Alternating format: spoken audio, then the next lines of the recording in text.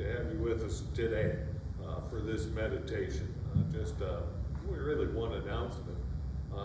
We all know that Pastor Jordan has now gone, and we have appreciated her presence with us very much. And one of the things that Pastor Jordan shared with us each and every week that she did so well was the children's sermon during the 9 o'clock Sunday worship.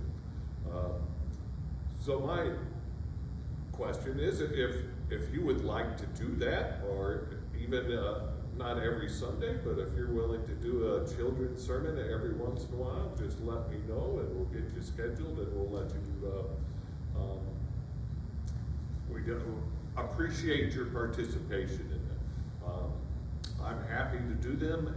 I look forward to that time with the children, but I also think that they need to see more than just their pastor there. So please consider giving a children's sermon for the 9 o'clock service once in a while. And then this Sunday we move into the fourth Sunday after Pentecost. And in this lectionary year, we continue to be in the Gospel of Mark. The reading this Sunday is a familiar story for most of us. It's Jesus stilling the waters as the disciples are out in the boat and they encounter a storm and they have to wake up Jesus, and Jesus calms the water. It's really a story of great depth. There's a lot of things going on that we could talk about in that story. We could talk about the destination. They're going to the other side, they're going to the others, they're going to the enemy, and that confrontation, but yet before they get there, they have their own confrontation.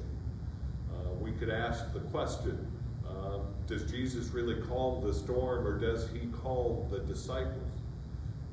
And what is it that they are afraid of? We have to remember, Jesus did not tell the disciples there was nothing to be afraid of. He simply asked, why are you afraid?